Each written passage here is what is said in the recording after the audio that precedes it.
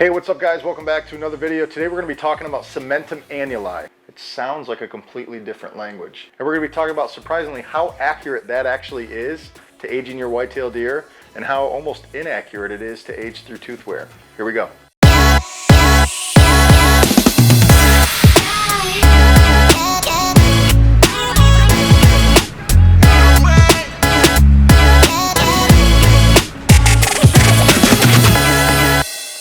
Cementum Annuli. Okay, so what is it? It sounds like a completely different language. It sounds very scientific. Well, it is scientific. I don't know if it's a different language. It could be.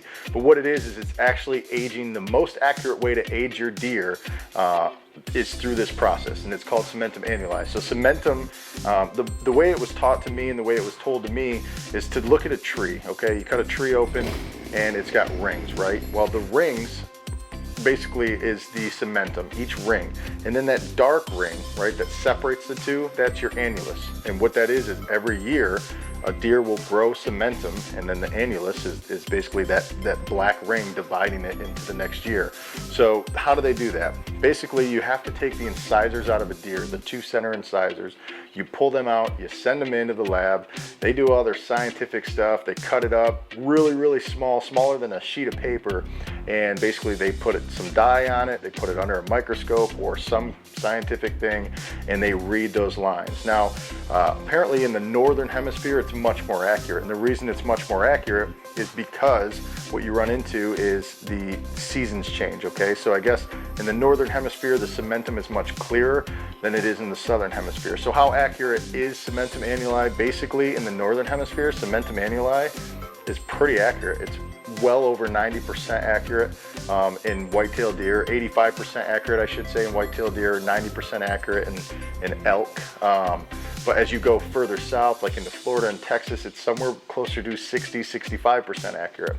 One thing that I did find that I thought was pretty interesting is that it's more accurate in wild deer than it is in tame deer or deer mostly fed through a feeding system.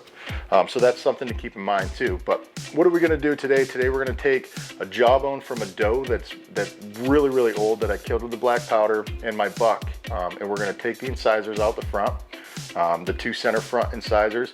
The only problem, it seems like it's way easier to do this on a deer that you know you're going to send these in, right?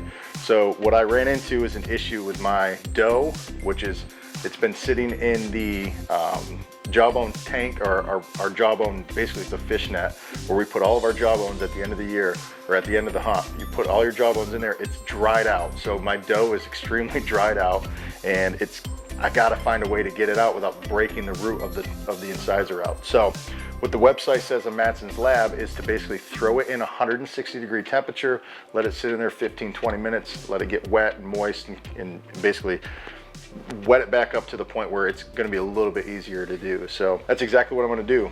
Fill a bucket of water, 160 degrees, 20 minutes. Here we go.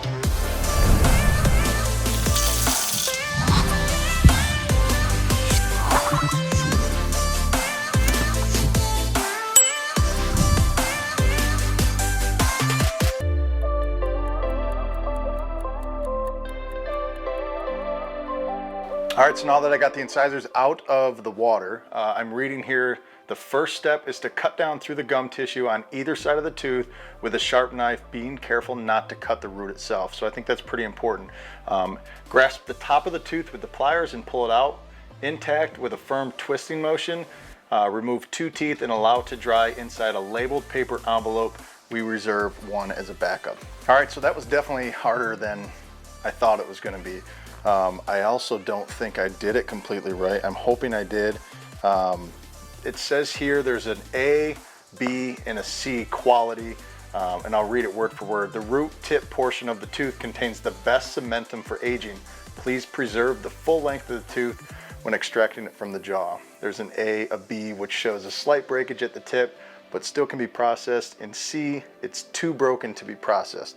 I think the doe that I have that's really, really old that I truly want the test done on, I think I'm gonna be okay. It might be a B.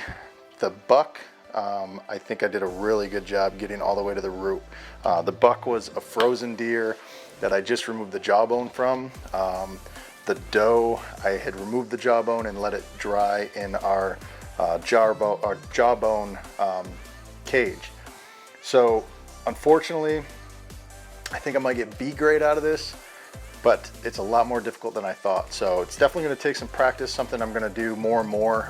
This year I'm looking to send all of our bucks that we've killed and any doe that I find over 5.5 years old on our properties. So, and just a side note, guys, one of the reasons that I age the deer, at least on all of our properties, we have 4 properties now, over 2,500 acres. We kill 100 to 150 deer a year. We weigh every single deer and we take the jawbone out of every single deer. And what this is going to give us an age and a weight. And we can tell ultimately through, you know, trends. Our first year, if there's way too many deer, if there's an overpopulation of deer, the deer weight could be super low for that age class. And so as we grow the property, as we increase the habitat, the amount of forage and food available to the deer, as we decrease the overpopulated areas, you know, we should see those weights go up. So it's always good to have an idea of what your deer weigh in your age class that you're going for, and that's one of the reasons that we pull the jawbone out of every deer. And moving forward, we're going to be taking the incisors out of every buck that we shoot that's over 2.5 years old, and every doe that looks really old, much like the one I killed the other week. These are my first 2 I've ever done.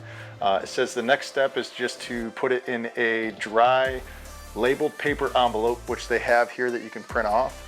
I'll put them in there, I'll send them out, and then in about 3 months, I should have results back. So we're gonna go over and find out exactly how old this doe is when it returns. So if you wanna find out how to age deer based on, you know, wear, tooth wear, and other things like how to remove it, I've got other videos up here on my YouTube channel. If you like this video, if you wanna follow along with me, go ahead and give it a like, hit the subscribe button. As always, be safe, and if you have any questions, please let me know.